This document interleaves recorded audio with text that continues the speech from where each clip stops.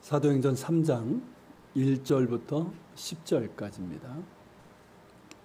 사도행전 3장 1절부터 10절까지 한 절씩 저와 함께 교독하시겠습니다. 제9시 기도 시간에 베드로와 요한이 성전에 올라갈새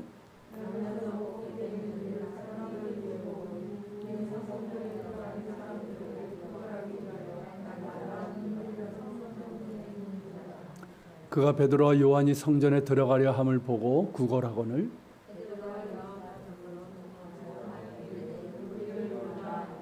그가 그들에게서 무엇을 얻을까요? 바라보거늘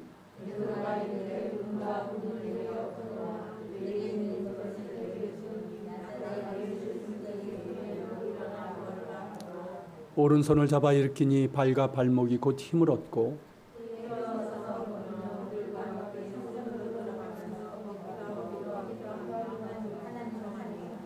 모든 백성이 그 걷는 것과 하나님을 찬송함을 보고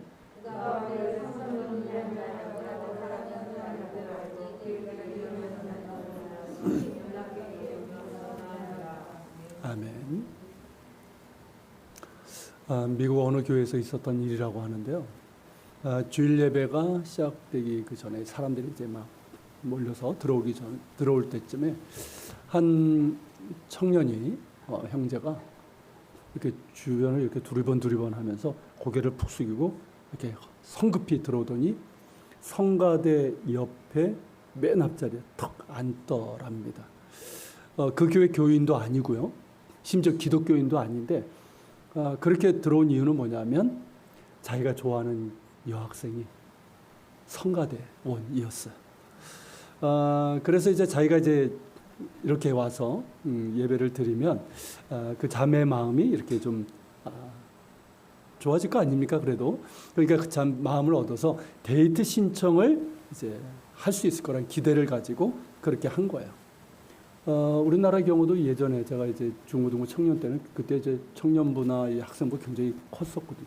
그때 이제 흑심을 품고 온 남학생들이 꽤 됐었습니다. 이 청년은 이제 다른 사람들이 하는 걸 보면서 이렇게 따라 하고 있었어요. 그런데 이제 안내위원 한 명이 이렇게 다가오더니 오늘 성경 봉독할 사람이 오지 않아서 그런데 대신 해줄 수 있냐고 그러는 거예요. 얼마나 당황을 했겠습니까? 그러니까 좀 큰 교회이고 이게 맨 앞에 청년이 딱 있으니까 이 안내위원은 뭐라고 생각했어요?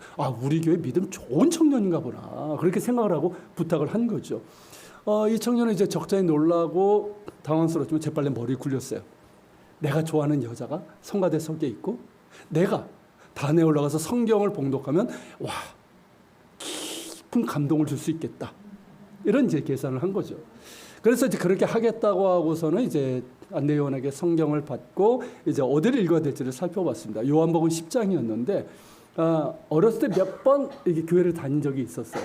그래서 이제 어떤 내용인지는 대충 어디서 들어본 것 같았어요. 이제 순서가 되었고 이제 단에 올라가서 성경을 펼쳐 읽기 시작을 했습니다.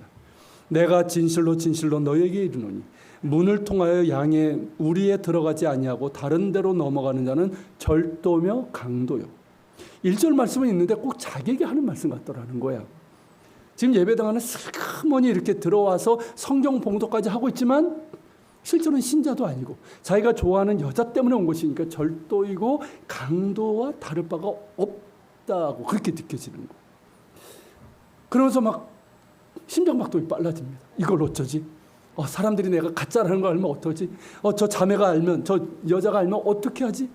막 두려움과 죄책감에 얼굴이 뻘개지고 심장박동이 빨라지는 걸 느꼈지만 어쩔 수 없이 계속 읽어 나갔습니다. 나는 양의 문이라. 예수님의 말씀이죠. 도둑이 오는 것은 도둑질하고 죽이고 멸망시키려는 것뿐이요 내가 온 것은 양으로 생명을 얻게 하고 더 풍성히 얻게 하려는 것이라.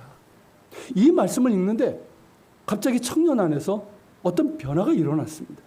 더 이상 자신에 대해서 생각하지 않게 되었고 자기를 보고 있는 이 회중들에 대해서 생각하지 않게 되었고 심지어 자기가 좋아하는 여자에 대해서도 생각하지 않게 된 거예요. 예수님에 대해서 생각하게 되는 거예요. 이상하게도 예수님에 대한 생각으로 머리가 꽉 찼고 자기도 모르게 목사님에게 질문을 한 거예요. 이게 사실입니까? 정말 우리가 생명을 얻게 하고 더 풍성히 얻게 하려고 예수님이 오신 게 맞습니까? 성경 봉독하다가. 그러니까 목사님은 어떻습니까? 이게 예배 중에 지금 돌발 상황이잖아요. 그런데도 당황하지 않고 웃으면서 대답을 했어요. 물론입니다. 그렇기 때문에 우리가 이 자리에 있는 겁니다. 그리고 다음 찬송가를 같이 부르면서 그 노래가 진실로 느껴지면 무슨 일이 일어나는지 한번 봅시다. 성경 봉독 후에 부른 찬양이 뭐냐면 이 찬양이었어요. 선한 목자 되신 우리 주, 선한 목자 되신 우리 주 항상 인도하시고 푸른 풀밭 좋은 곳에서 우리를 먹여주소서. 양의 문이 되신 예수여 우리 영접하시고 길을 잃은 양의 무리를 항상 인도하소서. 흠이 많고 약한 우리를 용납하여 주시고 주의 넓고 크신 은혜로 자유를 얻게 하셨네. 일찍 주의 뜻을 따라서 살아가게 하시고 주의 크신 사랑 베푸사 따라가게 하소서. 선한 목자 구세주여 항상 인도하소서. 선한 목자 구세주여 항상 인도하소서. 이 찬송을 부르면서 이 청년은 예수님의 임자 사랑에 휩싸여 버렸어요. 예수님이 정말 나를 사랑하시는 게 느껴지는 거예요. 그리고 길을 잃은 양의 무리를 푸른 풀밭 좋은 곳으로 인도하시는 선한 목자로 믿어지는 거예요. 나는 양의 문이요 선한 목자니 나를 따르라 하시는 예수님의 음성이 들리는 것 같았습니다. 그렇게 해서 이 청년은 예수님을 영접했습니다. 전혀 예상하지 못한 은혜였고 교회에서 그가 바라던 것 이상 훨씬 좋은 것을 얻었습니다.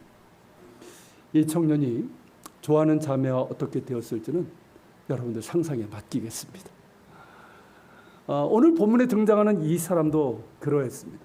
이 사람은 태어나면서부터 걷지 못하는 장애인으로 사람들이 보통 안증뱅이라고 부르는 사람이에요. 이 사람을 이제 몇몇 사람들이 메고 이렇게 와서 미문이라고 하는 성전 문에 두고 성전에 들어가는 사람들에게 구걸을 하도록 했습니다. 아무래도 집이 가난하고 뭐 장애인이 달리 할 수 있는 일이 그때 더 그랬잖아요. 할 수 있는 일이 없으니까 그렇게 한 것 같습니다. 그렇게 해서 하루하루를 빌어먹고 사는 거린이고 걷지 못하는 장애인이었습니다. 그런데 이날 전혀 예상하지 못한 일이 일어났어요. 그가 기대하던 것 이상 훨씬 좋은 것을 얻게 되었습니다. 베드로와 요한이 제9시 기도 시간에 성전에 올라가던 중이었어요. 제9시는 오늘날 우리 시간으로 하면 오후 3시입니다. 그러니까 성전 저녁 제사가 드려지는 시간이에요. 그 시간에 경건한 유대인들은 이제 기도를 드렸는데 보통 이제 아침 저녁으로 기도를 드렸고 예루살렘에 있는 이 유대인들은 성전 제사에 따라서 아침 저녁으로 드렸거든요. 그때 가서 성전에 들어가서 제사 참여하면서 기도를 드렸습니다.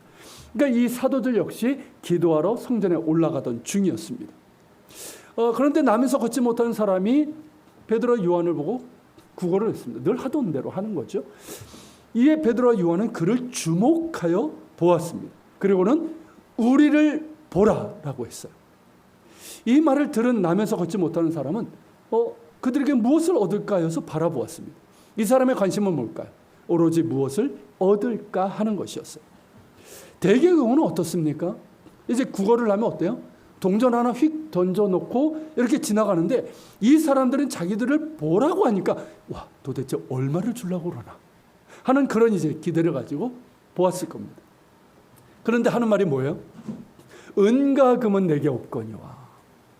아니, 동전 하나 없다는 뜻이죠. 아니 은과 금이 없다고 동전 한 푼도 없이 뭐 날 보라는 거야. 장난하나? 이런 어떤 불쾌감, 기분도 상하고 자기를 놀리는 것 같아서 불쾌했을 거예요. 그런데 이어서 하는 말이 은과 금은 내게 없거니와 내게 있는 이것을 너에게 주겠다는 겁니다. 아니 돈이 아니면 도대체 뭘 준다는 거지? 먹을 거?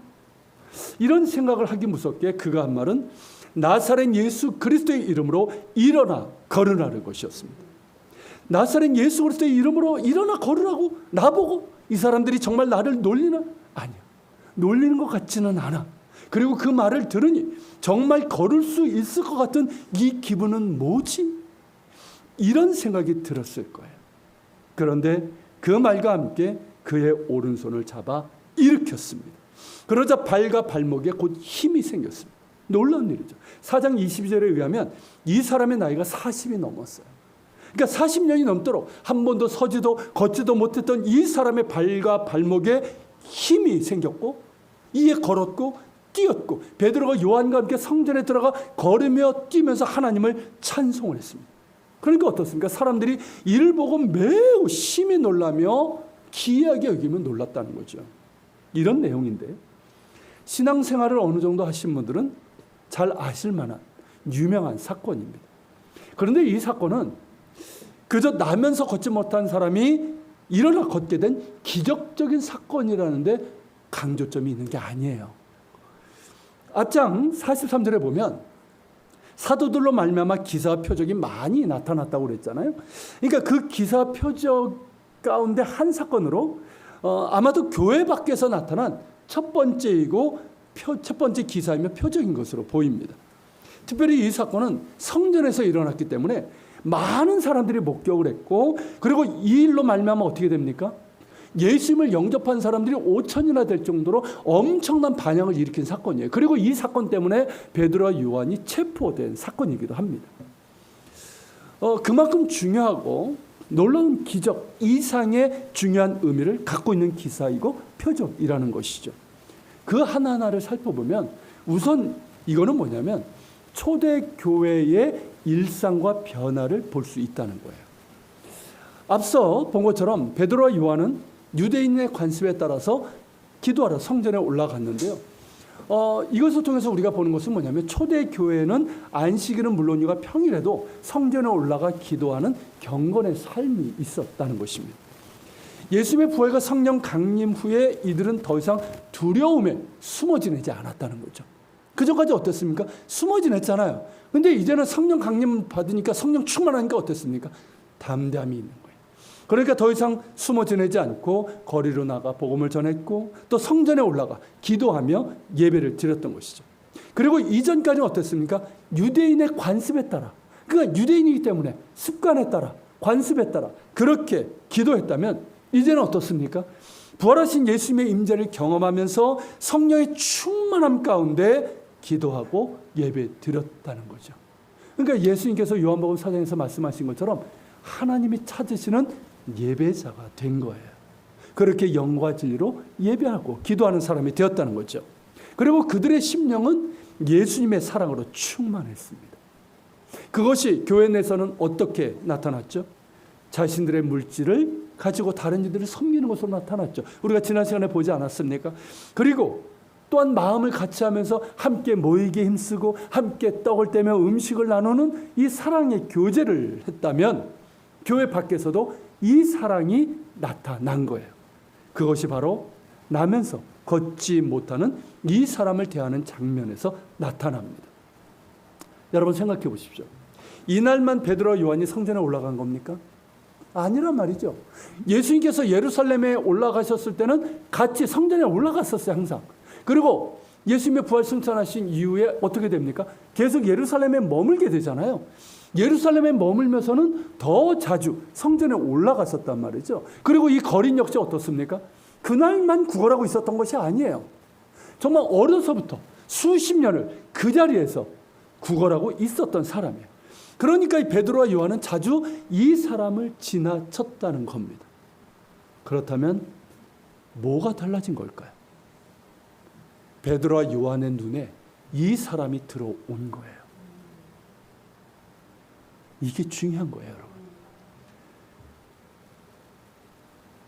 성령 충만하고 나니까 어떻습니까?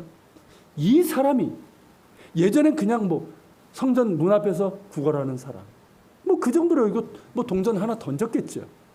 그랬던 사람인데 이제는 어떻습니까? 성령 충만하니까 이 사람이 눈에 들어온 거예요. 이제는 주목하여 볼 수밖에 없는 사람이 되었다는 거예요. 왜일까요? 그 역시 천하보다 귀한 영혼인 거죠. 그 역시 하나님의 사랑하는 사람이고 구원받아야 될 사람이기 때문입니다. 그러게 주목하며 보면서 우리를 보라고 한 거예요. 아마도 지금까지 그를 이렇게 주목하여 보면서 우리를 보라고 한 사람은 없었을 것입니다. 그저 불쌍한 불구의 거림 혹은 아이고 누구의 저로 저렇게 되었나 하면서 그렇게 동정을 하거나 아니면 정죄하거나 부정한 죄인으로 보았을 뿐 그 누구도 이런 시선으로 그를 보고 우리를 보라고 하면서 인격적으로 대한 적은 없었을 겁니다. 비로소 이 사람은 어떻게 됐을까요? 존재의 의미가 있고 존재의 가치가 있는 사람이 된 거예요. 마치 김춘수의 시 꽃처럼 말입니다. 우리 학교 다니면서 이거 배웠잖아요. 막 외웠잖아요. 제가 앞 소절만 이렇게 읽어드리면, 내가 그의 이름을 불러주기 전에는 그는 다만 하나의 몸짓에 지나지 않았다. 내가 그의 이름을 불러주었을 때 그는 나에게로 와서 꽃이 되었다. 그렇죠? 딱 이 모습 아닙니까? 성령 충만해서 예수님의 사랑으로 가득한 베드로와 요한이 그를 불러주었을 때 그는 뭐가 되었어요? 그 전까지는 하나의 몸짓에 불과했어요. 근데 이제는 꽃이 된 거예요. 나면서 걷지 못하는 이 사람은 비로소 꽃이 되었고, 천하보다 귀한 영혼이 되었고, 하나님께서 사랑하시는 사람이 되었고, 무엇보다 구원받아야 될 영혼이 된 거예요. 베드로와 요한이 이 사람을 주목하여 보고 우리를 보라 한 것은 사랑 때문이에요. 자기들의 능력을 과시하기 위해서가 아니라는 거예요. 사랑 때문이에요. 은과 금은 내게 없어도 내게 있는 이것을 내게 주노니 나사렛 예수 그리스도의 이름으로 일어나 걸으라 한 것은 사랑 때문이에요. 그렇게 말하고는 그냥 지켜보지 않았습니다. 일어나 걸으라 하고는 이렇게 지켜보지 않았다는 거예요. 어떻게 했습니까? 손을 내밀어 그의 오른손을 잡아 일으켰어요. 그 손은 강했지만 부드러웠습니다. 힘이 있었지만 친절했어요. 따뜻했어요. 인격적이었어요. 그래서 토마스 워커라고 하는 이 주석가는 뭐라고 이걸 평가하냐면, 그 권능은, 이 안진뱅이를 일으킨 권능은 예수 그리스도의 권능이었지만 그 손은 베드로의 손이었다라고 말하고 있어요. 그가 일어나 걷게 된 것은 예수 그리스도의 권능입니다. 하지만 그를 일으켜 세운 것은 베드로의 손이었어요. 믿음의 손이었고 사랑의 손이었어요. 예수 그리스도의 권능을 믿는 그 믿음의 손으로 그를 붙잡았고, 그리고 그를 사랑하시는 예수님의 사랑으로 그의 오른손을 붙잡아 일으켰습니다. 그리고 베드로와 요한은 그와 함께 성전에 들어갔어요. 함께 기뻐하며 친절하게 성전 안으로 안내를 했습니다. 하나님께 나아갈 수 있도록 한 거예요. 여러분, 바로 이것이 초대교회에 나타난 일상이고 변화입니다. 그들이 더욱더 성령 충만하여 하나님이 찾으시는 예배자가 되었고, 더욱더 기도에 힘쓰는 사람이 되었을 뿐만 아니라, 그 성령의 충만은 뭡니까? 단지 능력만 나타나는 것이 아니라 예수 사랑으로 그들의 심령을 채웠다는 거예요. 여러분, 성령 충만은 곧 예수 충만입니다. 예수 충만은 뭡니까? 예수님의 사랑으로 충만해지는 거예요. 성령의 은사 역시 최고의 은사는 뭡니까? 많은 은사가 있어요. 성령의 은사. 최고의 은사가 뭡니까? 바울이 얘기하잖아요. 가장 좋은 것을 너에게 보이리니. 그게 뭡니까? 고린도전서 13장? 사랑이잖아요. 성령의 최고의 은사는 사랑이에요. 성령의 열매 9가지가 있습니다. 근데 여러분, 그 가운데 보면 가장 공통점이 많은 게 뭔지 아십니까? 핵심이 사랑이에요. 성령의 열매가 뭐냐? 사랑이에요. 그래서 성령 충만한 사람의 특징은 사랑이에요. 다른 것이 아니에요. 그 사랑이 교회 공동체 안에서 어떻게 나타났습니까? 나눔과 섬김으로 나타났고, 하나 되어 교제함으로 나타났고, 공동체 밖에서도 이렇게 나타난 거예요. 예수 믿는 사람의 특징은 사랑이 있습니다. 예수님을 만난 사람에게서 나타나는 변화는 사랑이에요. 딴 거 아니에요. 사랑할 줄 몰랐던 사람이 사랑하게 되는 거예요. 용서할 줄 몰랐던 사람이 용서하게 되는 거예요. 이게 예수 믿는 사람에게서 나타나는 변화이고 열매입니다. 여러분, 성령 받은 사람, 성령 충만한 사람에게서 기대할 수 있는 열매가 뭡니까? 사랑이에요. 그것도 사별 없는 사랑이고, 사람을 외모로 보지 않고 한 영혼의 가치를 보는 사랑이에요. 지금 우리 시대는 어떤 시대입니까? 사람을 외모로 보는 시대죠. 외모 지상주의예요. 꾸미는데 바빠요. 그 꾸민 게 자기인 줄 알고 착각을 하죠. 그리고 꾸민 것으로 사람들을 평가합니다. 그러나 여러분, 성령 충만한 사람, 예수의 사랑으로 충만한 사람은 사람을 외모로 보지 않습니다. 그 자체로 보는 거예요. 그 자체로 보며 사랑할 줄 아는 사람이 되는 거예요. 이게 예수 믿는 사람이에요. 그런 우리가 될 수 있길 바랍니다. 그렇게 사랑하면서 도움이 필요한 이에게 따뜻한 손길을 내미는 사랑이고, 무엇보다 예수 그리스도를 전하는 사랑이에요. 영원 사랑이죠. 교회의 능력은 사랑에 있습니다. 우리 예수 믿는 사람의 변화이자 능력은 사랑입니다. 여러분, 사랑합시다. 더욱더 사랑합시다. 여러분 모두가 예수님의 사랑 가운데 거하면서 예수의 사랑으로 가득한 우리 모두가 될 수 있길 바랍니다. 그래서 우리 안에서도 더욱더 사랑하며 또 세상에서도 예수 사랑을 전하고 실천할 수 있는 우리가 될 수 있기를 바랍니다. 자, 이 사람은 베드로, 요한과 함께 성전에 들어갔어요. 여러분, 처음으로 성전에 들어간 거예요. 여러분, 이 사람은 참 기가 막힌 거죠. 불구라는 이유로 태어나서 40여 년이 지난 지금까지 성전 문 앞에 있었지만 성전 안으로는 들어가지 못했던 사람이었어요. 성전 가까이 있으나 성전 안으로 들어갈 수 없었던 사람이었고, 하나님의 보좌의 은혜 보좌 앞에 가까이는 있었지만 그 은혜 보좌 앞으로 나아가지 못했던 사람이었어요. 그랬던 그가 이제 당당하게 성전에 들어가 하나님을 찬송할 수 있게 된 겁니다. 이 얼마나 큰 은혜입니까? 그렇지 않습니까? 여러분, 그냥 단순히 불구의 몸이 치유를 받았다, 이것보다 훨씬 더 큰 은혜인 거예요. 정말 놀라운, 예상하지 못했던 은혜이고 기대하지 않았던 은혜입니다. 여러분, 이 사람에게 정말 필요했던 게 무엇이었을까요? 은가금? 돈? 이 사람은 그렇게 생각했을 거예요. 그리고 다른 사람들도 그렇게 생각했을 겁니다. 이 사람이 성전 미문에서 구걸했을 때, 미문은 말 그대로 미문, 아름다운, 뷰티풀 게이트예요. 여러분, 이건데 이게 성전 모형이에요. 그러니까 성전 뜰이 있고 저 가운데 있는 건물이 이제 성전 본 건물입니다. 저 본 건물을 이렇게 보면은 이렇게 되어 있는데요. 지금 저 동그라미 되어 있는데 보이십니까? 저기 보면 이제 게이트 뷰티풀이라고 써 있죠. 저기가 이제 미문이에요. 그러니까 저기로 이제 들어가면 여인의 뜰이고, 그리고 이제 또 가운데 또 문이 있고, 거기 들어가면 번제단이 있고, 그리고 성소, 지성소로 들어가는 그런 코스로 되어 있습니다. 바로 이제 저긴데, 저 문이요, 우리가 볼 때는 이제 뭐 이렇게 보이고 이제 성전 모형도도 이렇지만 실제 크기는 어떠냐면 문이 23m 높이였어요. 23m. 그러니까 그 문이고, 그 문 안쪽은 청동으로 이렇게 씌워져 있었고요. 이제 바깥쪽은 은과 금으로 장식되어 있었던 문이었습니다. 그래서 정말 화려하고 아름다워서, 그래서 미문, 아름다운 문이라고 불렀던 문이에요.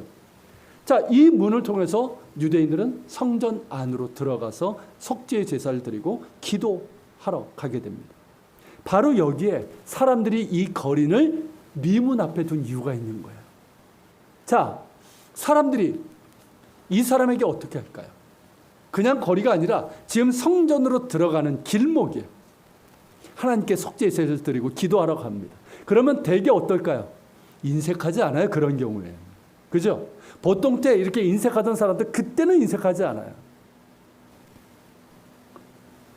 뭔가 좀 하나님께 예쁨 받을 짓을 해야 되잖아. 그래서 이제 동냥을 하는 거죠. 그리고 이제 경건한 유대인들의 세 가지 덕목 중에 하나가 구제예요. 구제, 금식, 기도인데 이 구제가 있어요. 그러니까 이제 이 구제를 많이 했단 말이죠. 그러니까 이걸 통해서 본다면 이 걷지 못하는 이 사람은 비록 구걸은 했지만 먹고 사는 데는 지장이 없었을 겁니다. 물론 여유가 있었던 건 아니겠지만 적어도 하루하루 먹고 사는 데는 지장이 없었다는 거예요. 문제는 아무런 삶의 의미도 없고 소망도 의욕이 없었다는 거예요. 40여 년을 살면서 그의 관심은 오로지 뭡니까? 자기 앞에 떨어지는 동전밖에 없는 거예요. 오늘 이 동전 개수가 몇 개가 되는지에 있어서 행불행이 달라지는 거예요. 어떻습니까? 오늘날 현대인들하고 비슷하지 않습니까? 그렇지 않아요? 내 손에 주어지는 돈이 얼마나에 따라서 행불행이 달라지잖아요. 무엇을 얻을까 하는 거기에만 관심이 있는 것 아닙니까? 이 사람이 그런 사람이에요. 오늘 얼마나 얻을까 하는 여기에 이 사람이 유일한 관심이었고 그것이 돈이 자기에 필요한 전부라고 생각을 했어요. 사람들 역시 그렇게 생각하고 돈을 던져 주었습니다. 하지만 그에게 필요한 것은 그거 아니었어요. 은과 금이 아니에요. 돈이 아니에요. 거기에 행복이 있는 것이 아니에요. 그에게 필요한 것은 예수였습니다. 예수예요. 예수 이름으로 구원받는 거예요. 예수 이름을 영접하여 거듭나서 하나님의 자녀가 되는 거예요. 그래서 나는 사랑받는 존재이며 존귀한 자임을 깨닫게 되는 거예요. 예수 만날 때 진정한 삶의 의미와 가치를 알게 되고 참다운 행복이 시작되는 겁니다. 행복의 시작은 예수 그리스도 안에 있습니다. 여러분들에게 설립 7주년 때 나눠드린 그 책자처럼 행복의 시작은 예수 안에 있는 거예요. 거기서부터 시작되는 거예요. 바로 그것을 준 거예요. 은과 금은 내게 없지만 내게 있는 이것, 너무나도 가치 있고 소중한 이것, 능력 있고 구원과 행복이 되는 예수 그리스도를 그에게 준 거예요. 단지 예수 그리스도의 이름으로 일으켜 세운 것으로 끝난 것이 아니라 예수 그리스도를 그에게 준 거예요. 그러기에 이 사람은 하나님을 찬양했습니다. 이 사람에게도 작지만 믿음이 있었어요. 비록 성전 문 앞에서 구걸하는 신세이고 성전 안으로 들어가지는 못하는 처지였지만 하나님의 궁유를 구하는 그런 믿음은 있었단 말이죠.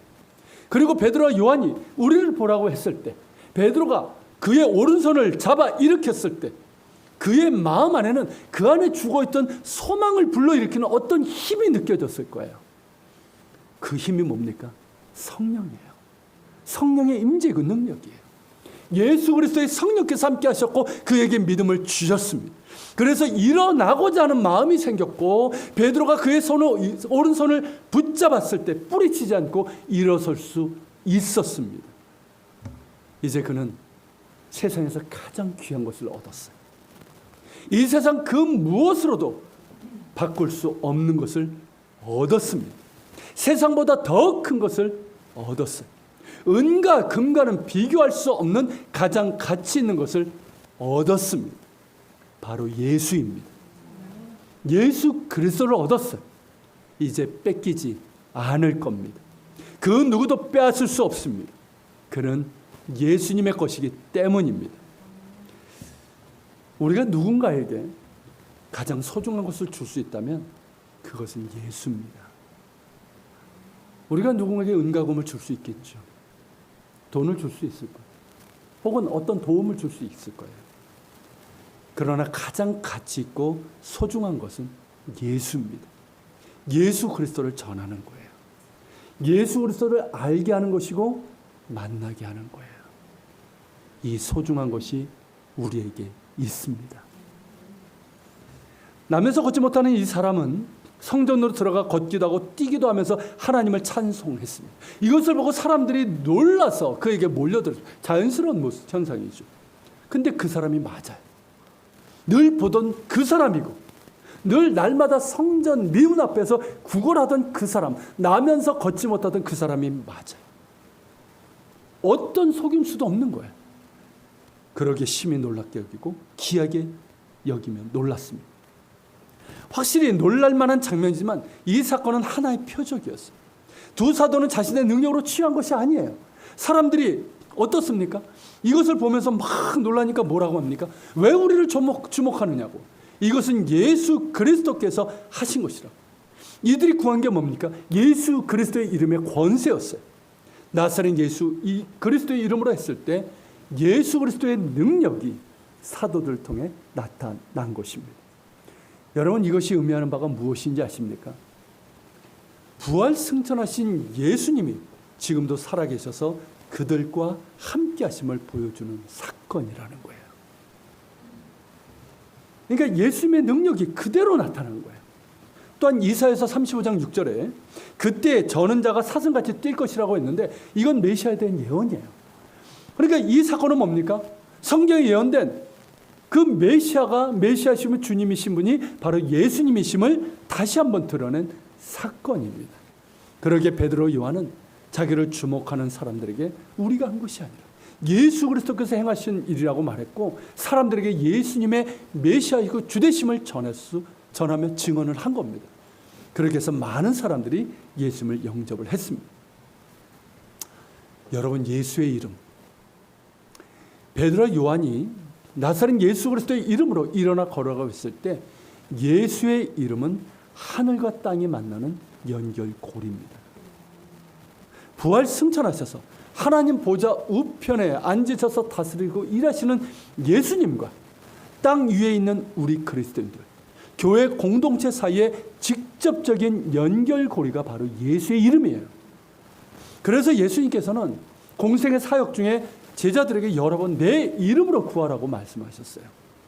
자, 마태복음 18장 20절 같이 읽어볼까요? 두세 사람이 내 이름으로 모인 곳에 나도 그들 중에 있느니라. 또한 요한복음 14장 13절 14절입니다. 같이 있습니다. 너희가 내 이름으로 무엇을 구하든지 내가 행하리니 이는 아버지로 하여금 아들로 말미암아 영광을 받으시게 하려 함이라. 내 이름으로 무엇이든지 내게 구하면 내가 행하리라. 아멘. 여러분, 예수님의 이름으로 모인 곳에는 두세 사람이 모일지라도 예수님께서 그 가운데 계십니다. 사람이 많다 하여 예수님께서 임하시고 적다 하여 임하지 않는 그런 식이 아니라는 거예요. 우리는 자꾸 그런 어떤 셈법에 익숙한데 그게 아니라는 거죠. 두세 사람이 예수의 이름으로 모인 곳에서 예수님께서 그 가운데 임재하십니다. 이것을 기억하면서 우리는 주님의 임재를 구하며 예배하고 기도하는 거예요.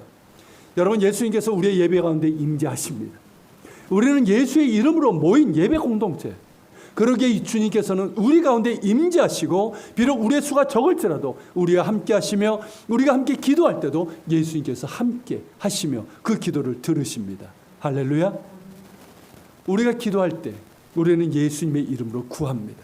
단지 기도를 마무리하기 위해서 우리가 그런 얘기 하잖아요. 그냥 기도, 야, 끝내. 그래서 예수님의 이름으로 기도합니다. 기도를 끝내기 위해서 그렇게 하는 게 아니란 말이죠. 예수께서 말씀하신 것처럼 너희가 내 이름으로 구하면 내가 듣고 그 모든 것을 행하리라 약속하셨기 때문에 우리는 예수님의 이름으로 구하는 거예요. 기도하는 거예요.